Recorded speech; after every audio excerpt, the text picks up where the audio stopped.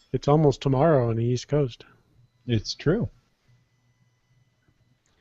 Does that mean it's the day Coast, which after is covered tomorrow with in snow. Australia? Unlike the west coast of North America. See how I Yeah. did that right tonight? Which my daughter is now home from the East Coast. She was delayed by a couple of days by the blizzard in the New England area. I'm glad she got home safe. Arrived today about noon to her apartment and promptly took a nap. Yeah, we're trying to travel for a few days. That does get tiring. Yeah. Yes, it does. All right. Well, this is terribly exciting. We're off to a rollicking start. Oh, yeah. I'm sorry, we Pulling the punches for the first few minutes. That's This is as good as it gets, really. I used up all my energy before we started the live broadcast. I'm just going to have a nap. You guys talk. Ring the bell. That's it. We're done. He's done. Next.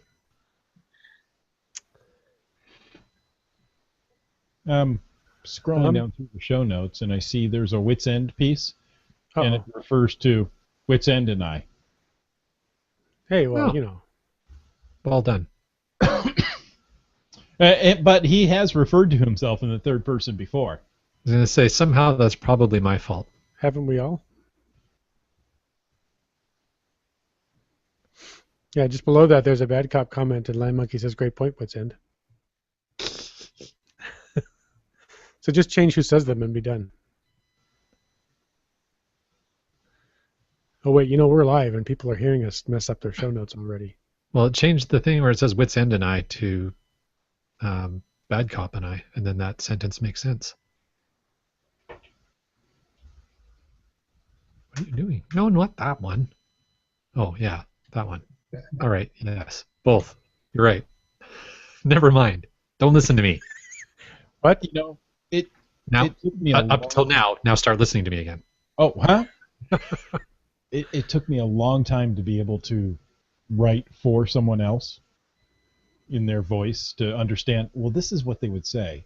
Kind of. Kind of, yeah. At least the gist of what they say. Well, Hey, it is fun to script for other people. It is. And then we have to read it word for word. Like a teleprompter. As it goes through and you're like, wait, I just said that? There's a script? No. Yeah, that's right. We do this totally by ears that we have covered. Okay, I show 901. Pay no Okay. attention to that man behind the curtain.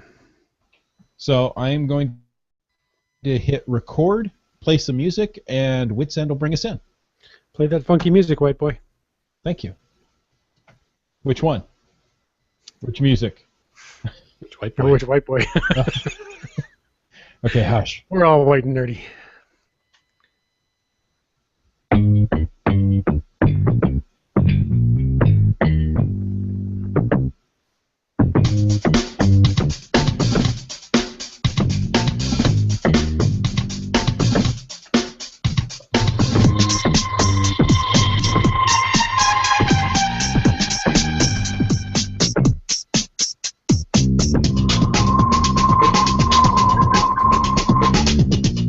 Oh, welcome to Caching in the Northwest. This is the only podcast dedicated to geocaching in the Great Pacific Northwest.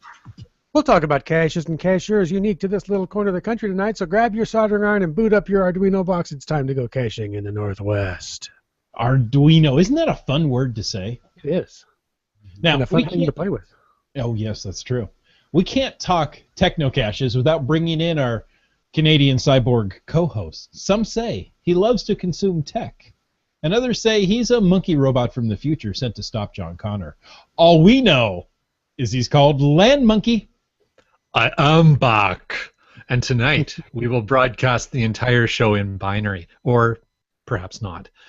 Actually- 10101. It's going to be a long podcast. Actually, we are honored tonight to be joined by two amazing Northwest cachers and cache builders, or makers, K&L Caching and Team Kiwi, to talk about techno or gadget caches. Gentlemen, welcome to the show.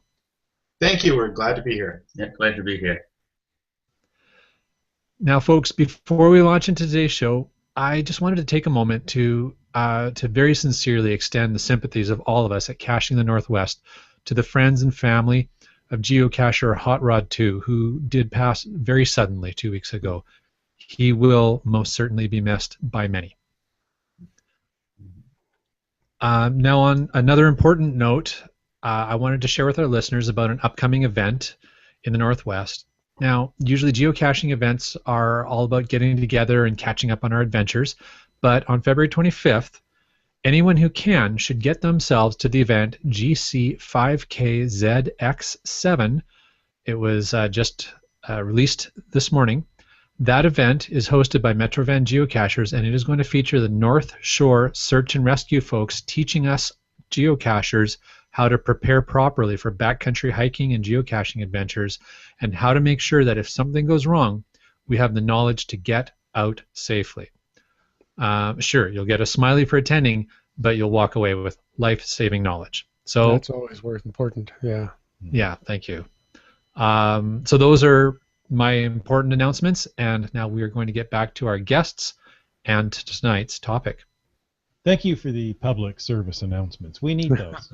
No, actually, that's a great event to go to. I've seen it posted by a couple other well-known cachers in all the social media spheres. So, really, I mean, knowing how to be safe when you're in potentially dangerous areas is of the utmost value. So, we really seriously, if you can get there, we want you to go. Now, oh wait, it's time. Go ahead and roll over. Gadget caches or techno caches. You can choose your poison or what you call them. But I'd like our fine guest tonight to help us define what a gadget cache is. The gadget cache involves a puzzle, usually a puzzle on how to open the cache. So it's a little bit different from a puzzle where you've got to solve a cipher on the cache page. Normally you will find the cache and work a little bit to either figure out where the final is or figure out how to open the cache.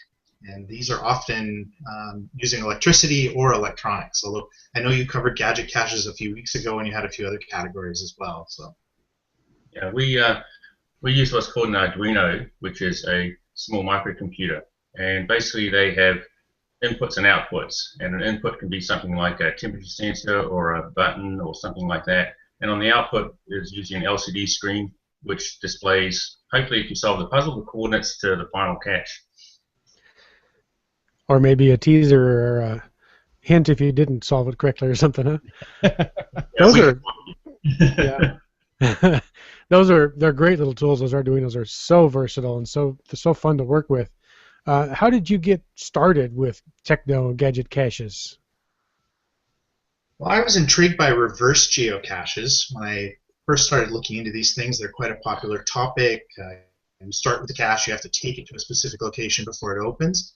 And I started looking around and realized that there was one of these reverse geocaches just a few miles from my home, and I contacted the cache owner, and that turned out to be Team Kiwi. And it was only a few days later we got together and started talking about another cache involving an RFID reader, and that's where we started. That was our base. Yeah, for me, I used to do electronics as a teenager, and a few years back, of all things, I wanted to put a temperature sensor in a lake to show the temperature of the lake in real time, and that sort of led me back to electronics and the Arduino platform. And from there, I started playing with the Arduinos, and I read about this reverse geocache that a guy in Texas had built. And after reading about it, it was like, I've got to build one of these, and it's going to be a cache. And it took a long time for me to actually figure out how to make it work and all that, but eventually I got it going and published it as Cachduino, the first one I did. Interesting. That is very interesting. So can you guys tell us about some of your favorite gadget or techno caches that you've built and hidden? Sure. Well, most of our caches come in a little blue box. For the video people, here it is. It's, I don't know, a little bit bigger than palm-sized, and it's blue, and it's semi-see-through. And this one is called Gemini, and there was two of these. This just got archived, sadly, but there was two of these. You had to find this and put batteries in the end of it, and that's the wonderful part about the Arduino is they run on AA's like most cache GPS-R units do. And to solve this puzzle, you had to plug the batteries in at exactly the same time as the other one. So it has a twin, a Gemini twin. And Gemini, sure. the real trick to this was the twin was in England. Wow. So you needed to coordinate with somebody on the other side of the world to put the batteries in at about the same time, and it would then display the coordinates of a cache here locally, but also the cache in England for the other people. So, what were the tolerances for the same time? Within a few seconds, a few minutes? What? Seconds. Oh, Yeah. Yeah, I mean, Exactly the same time. you could plug it in half an hour early or an hour early, and as long as they were on at the same time, okay. when you plug the other battery in, the coordinates would come up in seconds. It would talk to the other unit and Nice. see the coordinates right away. So that was one of my favorite ones, and then I've got another one called Simon Says, based on a little soldering kit where you play Simon Says, and you have to play 8 levels of Simon Says. It's plays the color and the little musical note. And, yeah. you got all 8 levels, it would tell you the coordinates to the finals. Wow. Very cool. That is cool. Yeah, my favorites are, I'd have to say Arduino, because it was the first one I built, and it took a long time and actually took a lot of money as well. But there's another one I've got called Chill, and Kevin actually has a sort of a cache similar to that called Bramble Weenie 57 Submason Brain, yes. Yeah. So I kind of like the concept of those. You arrive and find a ammo can, and based on what you find in the ammo can and also the description online, you have to bring other stuff with you to coordinate or get the coordinates out of the cache. So I think it's good that they're the same sort of idea but totally different. Yeah. That makes sense. Yeah, absolutely. Those are really cool. And Arduinos obviously are electronics, as you mentioned, computers, components, and you mentioned some money. So there's some value in these things. They're not just like getting a tin of Altoids and putting a tin under a guardrail or something. You've got some not only money but time and creativity invested in these things. There's a lot of work that goes behind them. How do you protect them from both the elements, because electronics really tend to not like being out in wet, damp climates that, well, we have a few of in the Northwest here, and of course, muggles, people that just might decide to walk away with Mr. Arduino. And how do you take care and protect those gadget caches? Well, you've probably heard it before: location, location, location. We put them in ammo cans for the most part, keeps them dry and protects it from the wonderful Northwest weather that we have. It's wonderful. But we also find locations that are a little bit off the beaten path, so that people aren't just looking for them anywhere. And that's it. We know that these things could get stolen. I think when we put the first one out, we had close to $100 invested in it, which is a lot for a cache, and we'd spent hours and hours and hours building it. And said to ourselves, well, it could get muggled. We just have to put it out. Yeah, you just have to sort of think, if you want to have a really cool cache which is different from everyone else's, you've got to put time and money into it, and you just have to put it out there thinking, well, somebody could walk off with the reverse geocache box, because once you find the travel bug to know where to get it from, I mean, where it's being looked after, but the people there, I've sort of said to them, if it goes missing, it's my fault, right? So really, you just got to sort of put them out there and think, well, they could go missing. It's a big investment of money and time, but and they're essentially games, so kids would love them, right?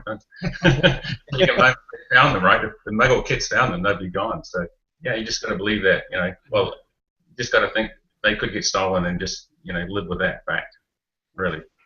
That's really true of any cache you put out there. You're putting it out in a public space, and even if it's an ammo can that you spent a couple hours painting, you've got ownership in that, and it could walk away. That's true.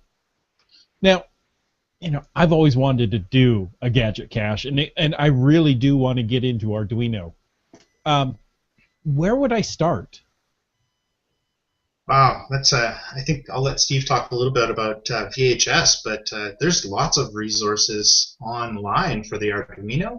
and the Arduino starter kit is available all over the place. So it's a good sort of introduction. There's lots and lots of user support in the forums, and there's lots and lots of tutorials. But there's a place that Steve and I work at called VHS. Yeah, there's the Vancouver Hackspace, or it's a makerspace in Vancouver, and they have open nights every Tuesday. And Kevin and I are sort of regulars down there on a Tuesday. So if anyone wanted to, come down and brainstorm with us and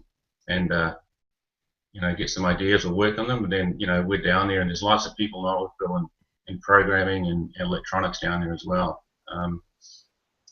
The other thing, is we would come up with ideas. Is we brainstorm, but we look at what's available as sensors for the Arduinos, like temperature sensors or light sensors or color sensors, and just sort of create the cache around those ideas. And one of the sensors we found recently is an alcohol detector. So we've got an idea of a cache which we can make using an alcohol sensor. So it's really just whatever you can sort of think of in a way of a cache you could probably build. And it's up to you to visualize what an alcohol sensor might be, is in terms of cache. So. I keep meaning to get down to Vancouver Hackspace, and I haven't made it yet. And that's just prioritizing your time and doing it. I just need to book it in the calendar and show up. But I do have a project that's in the very, very early design phase that I'd like to get off the ground. So getting that kind of help would be fantastic. Wow, we'd love to work with the monkey on that for sure. For sure. And, it's not just Vancouver. There are maker spaces in almost every major city. So look for Hackspace, look for makerspace in your community. And again, it's usually filled with people that understand electronics and they understand programming, and they're very, very open about sharing their knowledge. So your question of how to get started, that's a great place. Cool. But we have a question from Wet Coaster. Yes, do all of your caches that require batteries need AA size, or are there other sizes depending on the unit? So far, all of our units have had AA's, and it's been one of our design principles that most of the GPSR units have AA's, and most cachers carry an extra set. So we use a little piece of electronics that takes the voltage from two AA's and converts it into something that we can use. So the actual units require different levels, but we use the unit to change the battery into what we need it to be. Cool. Yeah, AA's do seem to be rather plentiful especially for geocachers. So. You put that on the cache page that they need to bring batteries? Yes. Yeah, I think in most of our descriptions it's AA batteries, and it's interesting. Kevin was saying the device we use to boost the power up to 5 volts. If you put the batteries in backwards, it'll blow the device, right? So we have to put a protection circuit in there as well. So we have to, when you're designing them, you've sort of got to think, sort of what the end user may do or could do, or to it. Yeah. Mm-hmm. Well, that's really thinking it through. Yeah. And it's been very, I think, user design focused. What would the experience be like for the cacher going there? You find this box and you have to open it, or you have to get the secrets out of it. And so far nobody's tried smashing it against a rock. We've been quite lucky. To let the evil spirits out. Yeah, exactly. Yeah. Keep the magic smoke in the box. Yes, that's right. I prefer crowbars. I think that's just an easy way to get into most of these gadget caches. Crowbar, Leatherman. Joking, folks. Hey, you mentioned an alcohol sensor. They had a lab cache at the last block party, the microbrew. I have a nice little souvenir from it there. I enjoyed that experience. With Bad Cop, we went around after the block party and experienced that lab cache. I bet you guys could have come up with something really cool and fun for that theme, with the alcohol sensor especially, yeah.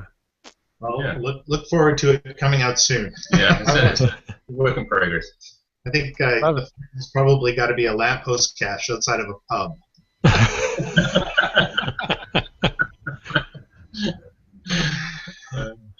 Nice. You know what you could do is you could have a box sitting there where you check your keys in, and then you have to blow into the box, blow into the sensor, and it'll unlock the box to let you get your car keys out. You're giving me a great idea for a new cache, which is you put your keys in the box, and then you have to swipe your credit card to get your keys back. Hey. Not only is it a gadget cache, it's a retirement fund. It's the cash that pays for its investment. That's right. On the other hand, all of the alcohol required for the alcohol cache will be paid for. So there you go. That's awesome. Well, Hey, we guys. have another question from Bryling. Absolutely. I was just going to read that bad copy. Okay with please, that? go ahead. No worries. So yeah, Bry Lang, another local cacher from up here, he asks, do you make your gadget caches premium member only? Yes, we have to this point, I believe. Yeah, I think, well, Arduino, the first one I did is not a premium, but the other ones that Kevin and I have hidden in the ammo cans, there's 3-in-1 ammo can, and then we've got 2 in another one. Yeah, they're premium. But the Arduino, the original one, isn't premium. I think guess that adds go just ahead. another layer of security. You know, that only people willing to spend, well, I want to say $30 a year, but $3 a month can go find them. So it just adds that extra layer of security. And, I think there's been lots of discussion about the 2 levels of membership at geocaching.com. And it just means that people have shown a little bit more dedication. They've maybe learned some of the basics, what a travel tag is and all of those things. Mm-hmm. And they know that our little boxes are not tradables. This one came with a game. Yeah, look, I get, and I'm gonna leave a Band-Aid for that. Hey, there's nothing wrong with tossing in a quarter and taking out an Arduino. That's a fair trade. Well, at this point, an American quarter's worth a Canadian dollar, so there you go. There you go. Ouch. Bring a couple of quarters with you. Yeah, I don't think it's quite there yet, but you're close. Now, you guys mentioned hacker spaces or makerspace. Mm-hmm. I know there's a group that meets here in Tacoma. In fact, if you look on meetup.com, you're more than likely to find a similar group that's close to, the whatever big town that you're near. So these hacker spaces, these maker spaces, are available to everyone. It's still not a big thing yet that I've seen.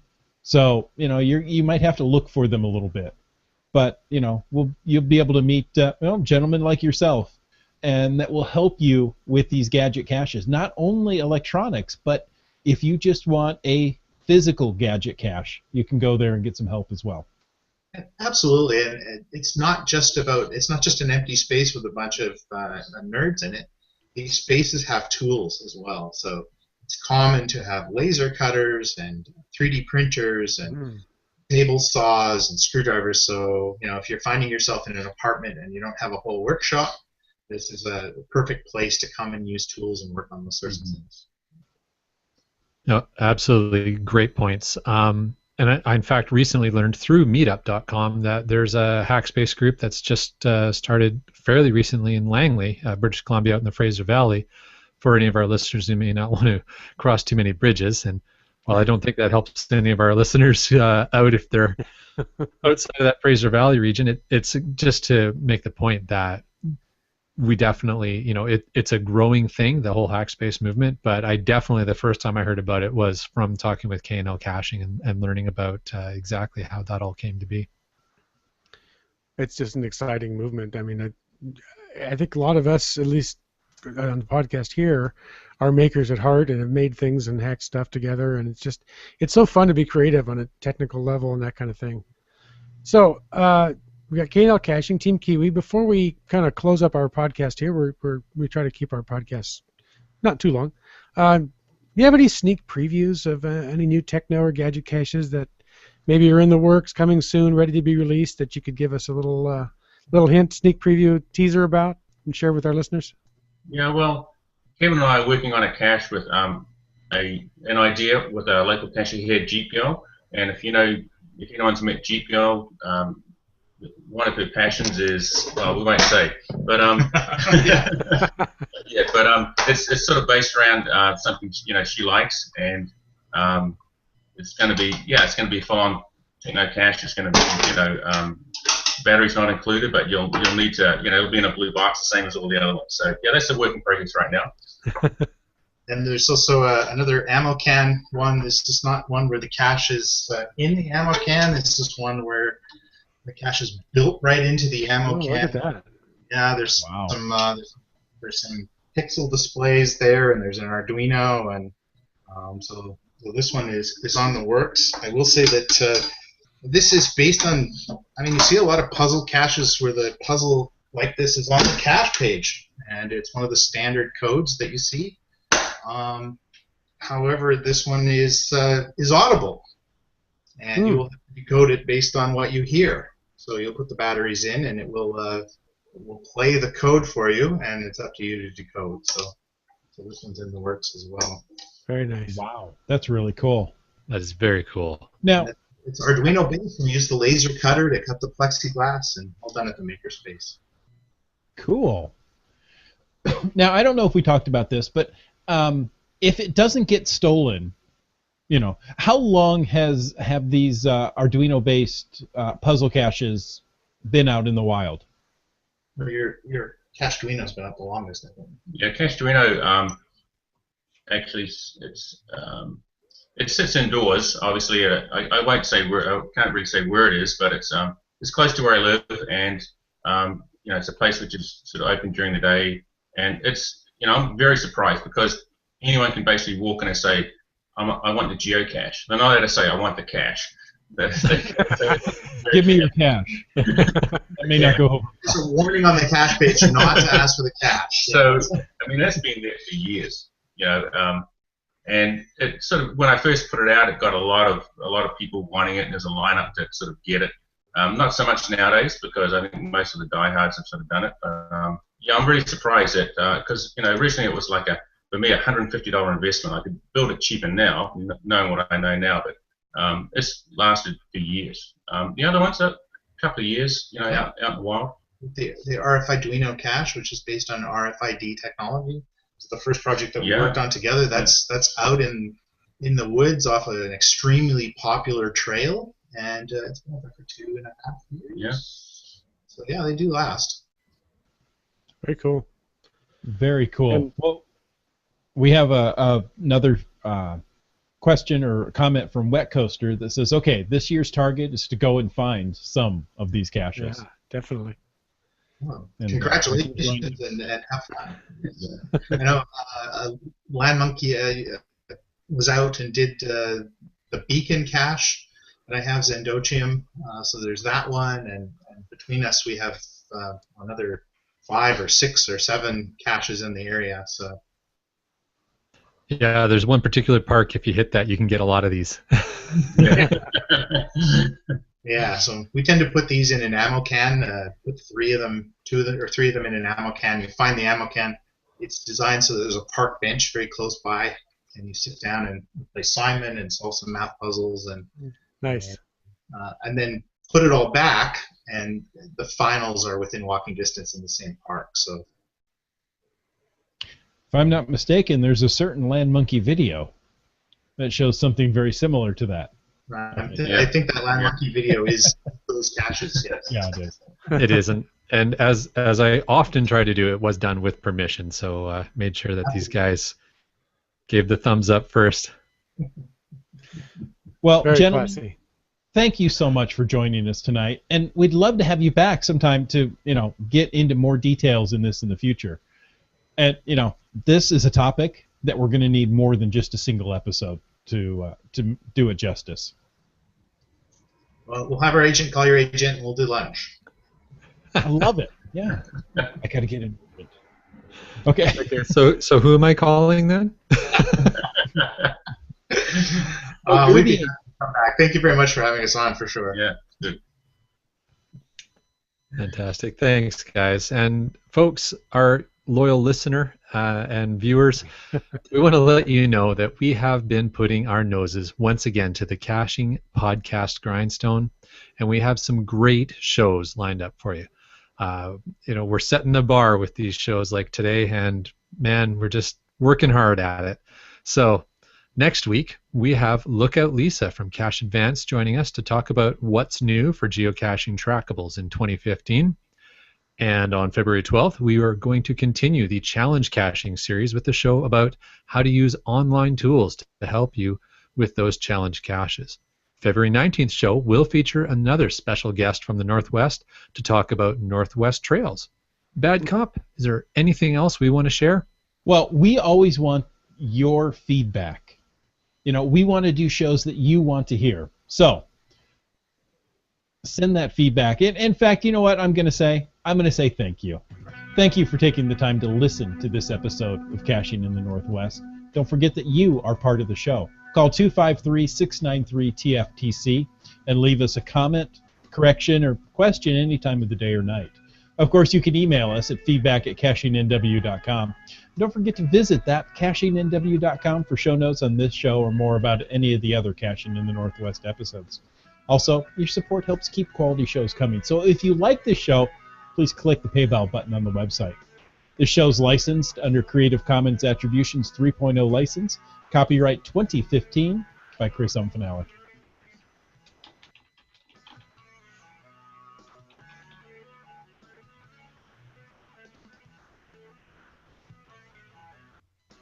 Once again, good night, folks. Hey, folks. Thanks for listening. And we're clear of the audio recording. We are still live on the interwebs, and I need to read that Land Monkey rules. Thank you. He types words in there and expects me to read them on the air. He thinks I might not notice. The old red Smarty trick. Do you know the red Smarty trick? No, but this sounds interesting. Tell us about the red Smarty trick. This was often done with famous entertainers when they're signing venue contracts. They will actually put that there has to be red Smarties, a bowl of red Smarties in their dressing room. And if they walk in and there's no red Smarties, they can cancel the show because obviously the people running the venue haven't read all of the clauses. And walk out on stage and things aren't ready to go. So it's the famous red Smarty clause. I heard it was M&M's. Green M&M's. Green M&M's. Right. But what I actually heard an interview with, I want to say it was Van Halen, but I'm not sure that the band was true. I think Aerosmith, but but they said there was actually a very good reason for that. They said on the tours that they were doing, they were using very extravagant rigs with lots of winches and motors and heavier equipment that was typically used at the time that other tours were going around. And there had to be a lot of special reinforcing and preparation for the staging for it to be done safely and properly. And they didn't want somebody to get injured, and that's why they implemented that. This is at least the story I was told, that if they saw that there were green M&Ms or red Smarties in their dressing room, that yes, obviously that they hadn't read the contract in great detail, and they went out to the stage and went over the rig with a fine-tooth comb to make sure that all the preparations had been done safely and properly. So, interesting. I don't know how much truth there is in that, but that's what I heard.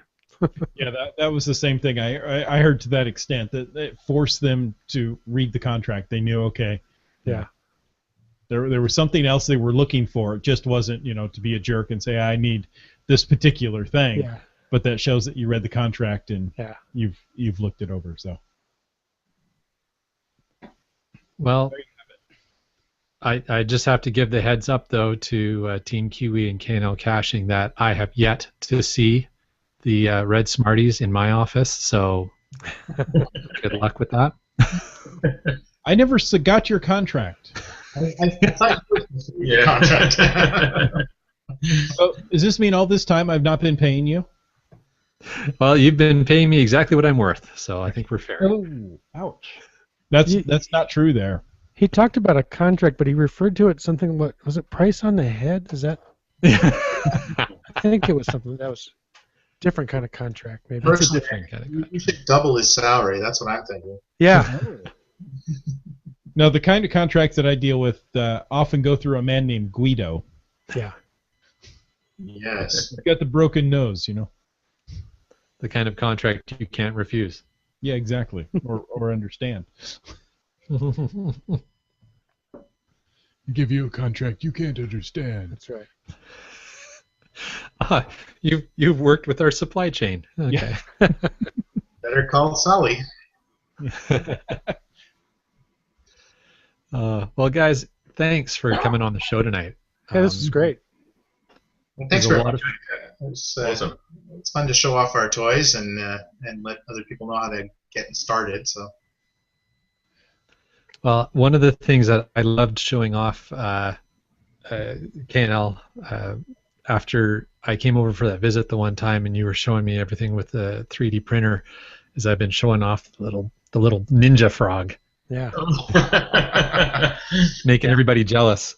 Even I built printers at the Hackspace as well, and so That amazes me. we had Land Monkey over, and we To build a 3D printer.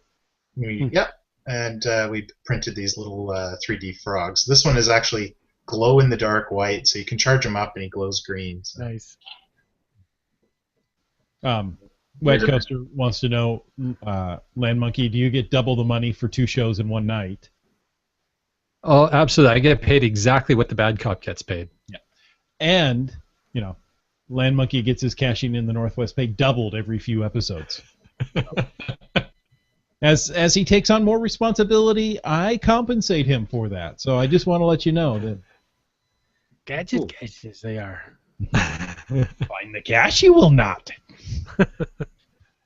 Now that would be perfect, is if you could 3D print that, and then with a like a helix, a screw in the bottom, and then make print a lid or something to screw in. I'm really not expressing myself well. Make it into a cash container is really what I'm saying. Cash container. A gadget cache based on Yoda. Yes. There you go. It's pretty much one of those, I don't know what you want to call it, when you learn how to program, the first program you write is Hello World. Hello World, yeah. And when you build a 3D printer, really the first thing you're supposed to print is Yoda. Oh. Well, now you could craft a void in him and put a bison tube up there. Yes, you could. Yeah. That really didn't come out right, did it? I wasn't going to say anything. I was leaving that up to Land Monkey. I thought it was about time I started behaving myself. What? Why start And now now? I'm done. And now that you guys have both flamed out, I'm just going to remain quiet and look really good. That's right. You're the star by default. That's Yeah, right. Okay, he gets the green M&Ms next week. Oh no, that's funny. Well, we have a certain football game in this area. Yeah, it's And, coming up soon. Yes, and I will go through and pick out all the colors except the blue and the green M&Ms. And But there you go. Yeah. serve those. So I'm not going to order them special. I'm just going to, pick out the others. So can you actually? Oh, go ahead, Kevin. I was just going to say our local theater company has a production on stage right now in honor of that game. Mm-hmm. It's called Deflator Mouse. Nice. Yes. Yes. One of You my favorite know it well. football operas. Yes. Yes, a football opera. That's correct. Didn't know there was a football opera. Now I'm interested. Yeah. Check out Deflator Mouse. There you go. Okay. Just in case the Patriots win. I saw a picture of all the blow up Christmas ornaments in the yard, them all deflated, and that was the Patriots Christmas decorations. There you go. That's funny. Hey, on the topic of picking out the M&Ms, Bad Cop, can you actually are they actually selling in the greater Seattle area that you can buy M&Ms in only blue and green? Not in a package, no. I know you can order from the M&M company any color. In fact, they'll do custom colors for you. At a significant fee. And I believe there are candy shops in the area where you can go and mix custom M&Ms. I'm thinking like weddings, where they Yeah. But just for purchasing in a package, no. but everything around here has turned to blue and green. Oh yeah. There's a fair bit of it up here too. Lots Lots of 12-man flags on trucks and such. Yeah. Yeah. Our supermarkets, the little lights that say the register is open. Every other one is, blue and green. Nice. You can get Skittles here Mhm. that are blue and green, of course. The Seattle mix. Nice. That's awesome. Yeah. Yeah, those. I didn't know they made special ones. Yeah. I know they have the dark side Skittles, Yeah, I've seen those. and so those are come in a dark blue package, and then the sour Skittles come in a bright green package. Ah. So our church has been, putting those together and handing those out in the little fun sizes. That's cool. So it looks like we've got a little bit of feedback in the Q&A as well from Brylang and Wet Coaster. The Grey Cup was months ago. Is there something else going on? No, not much. No. No. There's a Canucks game on Sunday. That's the important thing. There Okay. you go. And Brian Lang says, that's right. Sunday will be the best day to go geocaching. No muggles anywhere. Wow. Our church has regular Saturday night services. And in the last couple of weeks, they have really grown. Yeah, they've been very popular. February 8th, we're going to be lucky to have 50 people on a Saturday night service. They'll all be tailgating. Yep. Well, they'll all go back to Sunday. Right. They want to watch the game. Yeah. Exactly. That's funny. All right. Well, I figure we've got enough recorded on the live stream there.